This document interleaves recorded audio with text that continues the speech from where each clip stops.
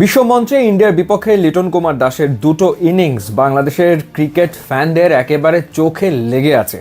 একটা হচ্ছে 2018 এশিয়া কাপের ফাইনালে দুবাইয়ে ইন্ডিয়ার বিপক্ষে লিটন কুমার দাসের সেঞ্চুরি, সেটা ওয়ানডে ফরম্যাটে, এবং আর একটা হচ্ছে 2022 সালে টি-20 ওয়ার্ল্ড কাপে অ্যাডিলেইডে যে 50টা লিটন কুমার দাস করেছিল ইন্ডিয়ার এগেনস্টে, এবং বৃষ্টির বাগড়ায় সেই ম্যাচটা বাংলাদেশের জেতা হয়নি।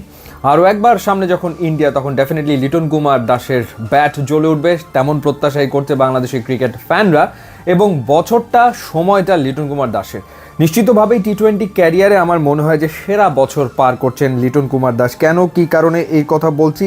কারণ একেই লিটন কুমার দাস বনে গেছেন বাংলাদেশের পক্ষে টি-20তে সর্বোচ্চ রান করা ব্যাটসম্যান। তিনি 2556 রান করেছেন, পেছনে ফেলে দিয়েছেন সাকিব আল হাসানকে। 2551 রান সাকিবের ছিল। তো লিটন একেই বাংলাদেশের পক্ষে টি-20তে সবচেয়ে বেশি রান করেছেন, সবচেয়ে বেশি 50ও এসছে তার ব্যাট থেকে। এবং বলছিলাম যে বছরটা আসলে তার, কারণ 2025 সালে 19 ম্যাচের 19 ইনিংসে তার রান হচ্ছে 536। এর চেয়ে বেশি রান তিনি করেছেন 2022 সালে 544 রান করেছিলেন 19 ম্যাচে।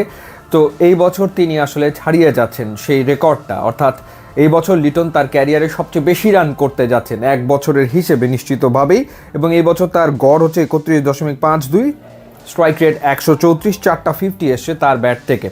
হংকংয়ের এগেনস্টে তিনি দারুণ একটা ইনিংস খেলেছেন, একটা 50 করেছেন, এবং এশিয়া কাপে যাওয়ার আগে নেদারল্যান্ডসের বিপক্ষে তিনি দুটো 50 করেছেন। শ্রীলঙ্কার এগেনস্টে দুটো ম্যাচেই তিনি কিন্তু স্টার্ট পেয়েছিলেন, 23 করেছেন একটাতে, আর একটাতে 28 করেছেন, কিন্তু ইনিংসটা বড় করতে পারেননি। মাঝখানে আফগানিস্তানের বিপক্ষে করেছেন 9 run. So definitely Liton Kumar দাসের ব্যাটিংয়ের উপর অনেক কিছু আসলে নির্ভর করছে, এবং লিটনের কাছ থেকে একটা বড় ইনিংস ডেফিনেটলি আশা করছে বাংলাদেশের ক্রিকেট ফ্যানরা, সেটা হোক পাকিস্তানের এগেনস্টে কিংবা হোক সেটা ইন্ডিয়ার এগেনস্টে। একই সাথে লিটনের ক্যাপ্টেন্সির কথা যদি বলি, টি-20তে বাংলাদেশ দলে যে পরিবর্তন, ইতিবাচক পরিবর্তনটা আমরা দেখতে পাচ্ছি, সেটা কিন্তু লিটনের ক্যাপ্টেন্সির থ্রুতেই এসছে। একটা সময় লিটনকে বহুত কথা শুনতে হয়েছে, ক্যারিয়ারে উত্থান পতন দুটোই তিনি দেখেছেন, এবং সেটা দেখাটাই স্বাভাবিক। ক্যারিয়ারে এটাই আসলে হবে, এমনও দিন গেছে, সেই দিনের কথা নিশ্চয়ই আপনিও ভুলে যাননি, যখন এরকম বিজ্ঞাপনও আমরা দেখেছি সোশ্যাল মিডিয়াতে যে লিটন যত রান করবে তত ডিসকাউন্ট দেওয়া হবে, তত % ডিসকাউন্ট দেওয়া হবে। এই মার্কেটিংও আসলে আমরা দেখেছি। সেই লিটনের দিকে সবাই আসলে তাকিয়ে আছে, সেই লিটনের ক্যাপ্টেন্সিতে সবাই আসলে আস্থা রাখছে। এবং এখন পর্যন্ত বাংলাদেশ টানা 3টা সিরিজ জিতে এশিয়া কাপে খেলছে। নেদারল্যান্ডস, পাকিস্তান, শ্রীলঙ্কার বিপক্ষে সিরিজ জিতেছে।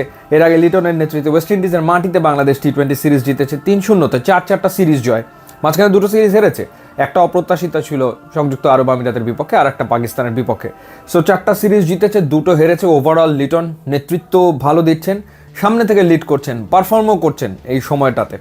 সো দেখা যাক এই বছর 4-4টা 50 লিটনের ব্যাটে ইন্ডিয়া বা পাকিস্তানের বিপক্ষে বাংলাদেশ যখন খুবই গুরুত্বপূর্ণ ম্যাচ খেলতে যাচ্ছে, একটা ম্যাচ বাংলাদেশকে জিততেই হবে, তখন লিটনের একটা ইনিংস প্রয়োজন, এবং সেই ইনিংসটা যদি ইন্ডিয়ার এগেনস্টে বাংলাদেশ পায় তাহলে তো আসলে কথাই নেই। 2018-তে দুবাইতে তিনি সেঞ্চুরি করেও পারেননি দলকে জেতাতে, অ্যাডিলেইডেও তিনি দুর্দান্ত হাফ সেঞ্চুরি করেছিলেন, কিন্তু বাংলাদেশ জেতেনি। দেখা যাক এবার লিটনের ব্যাট হাসে কিনা এবং বাংলাদেশ দল জেতে কিনা। লিটনের জন্য শুভকামনা।